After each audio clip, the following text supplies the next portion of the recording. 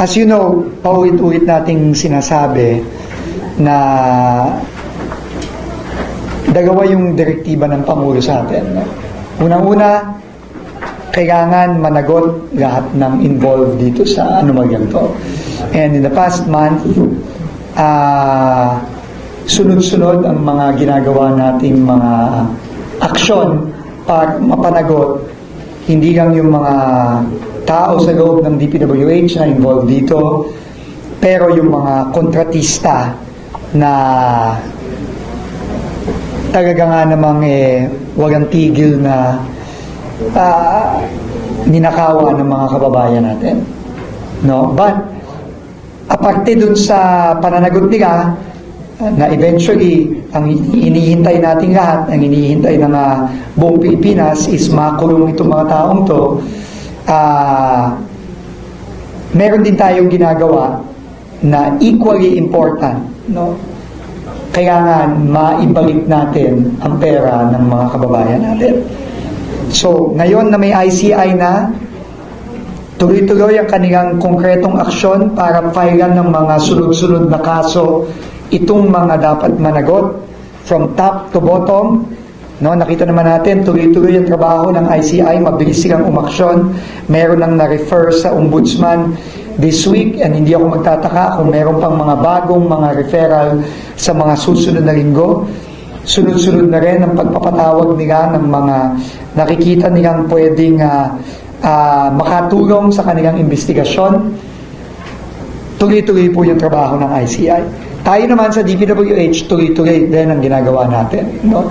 Para mapanagot hindi lamang yung mga nasa loob ng DPWH, para talagang malinis na natin ang ahensya dito sa mga masasamang taong walang tigil na ninakawan yung mga kababayan natin. Pero yung mga kontratista tulad nila Diskaya, nila Wawaw, nila SunWest, nila Sims, etc. So, kanina umaga, bago tayo pumunta dito, nag-file tayo ng 12 kaso, 12 cases involving 12 projects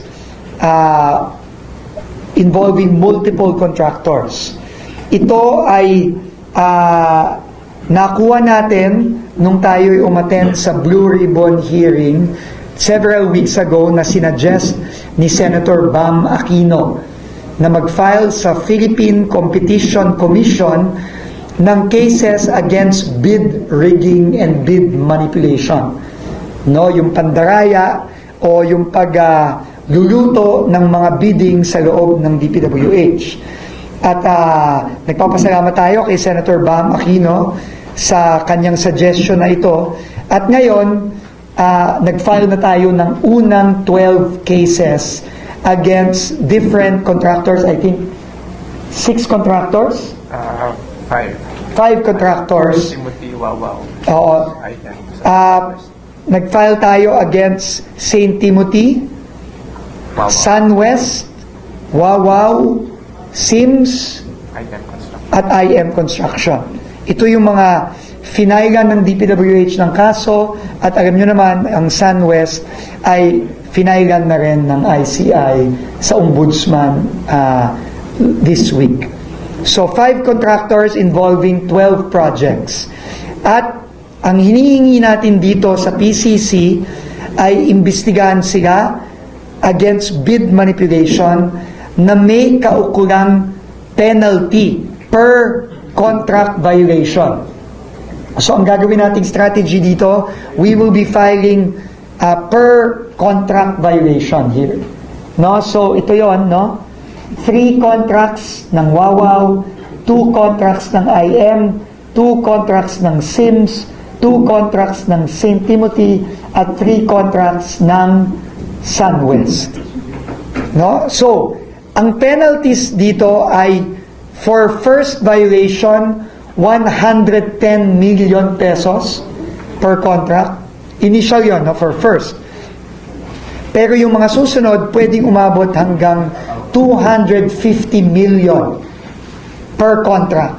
So, ang estimate namin dito pa lang sa 5 contractor na to at 12 projects pa lang na ito ay 2.3 billion pesos na ang pwedeng patawang penalty sa kanila ng PCC kapag nakita ng PCC na talagang merong bid manipulation at bid collusion.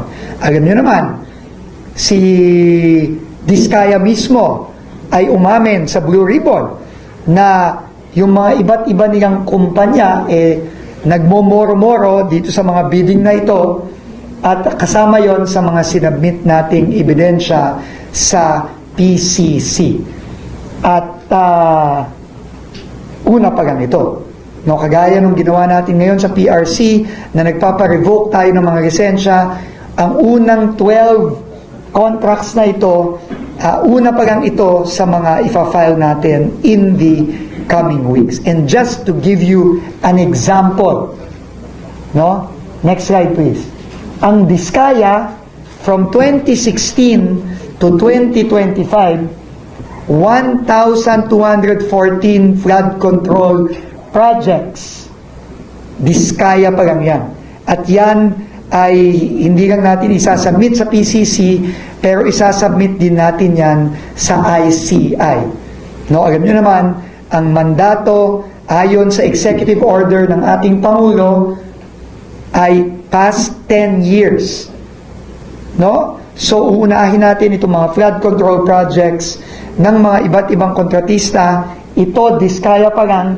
At kung papatawan ito ng mga penalties ng PCC sa mga susunod na linggo, susunod na buwan na ipa-file natin, aabutin, Diskaya pa lang, ang estimated naming penalties dito ay aabot na ng 300 billion pesos.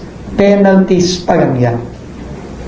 Ng PCC, wala pa dyan yung iba't iba pang mga kasong ipa-file.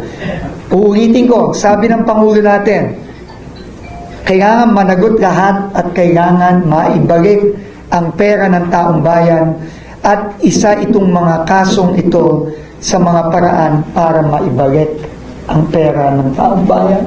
At hindi kami titigil dito. Sila Yusek Rico, sila Yusek Rafi, sila General Ato, sila nagbubuo nito ngayon at tuloy-tuloy tayo magfa-file against all these contractors.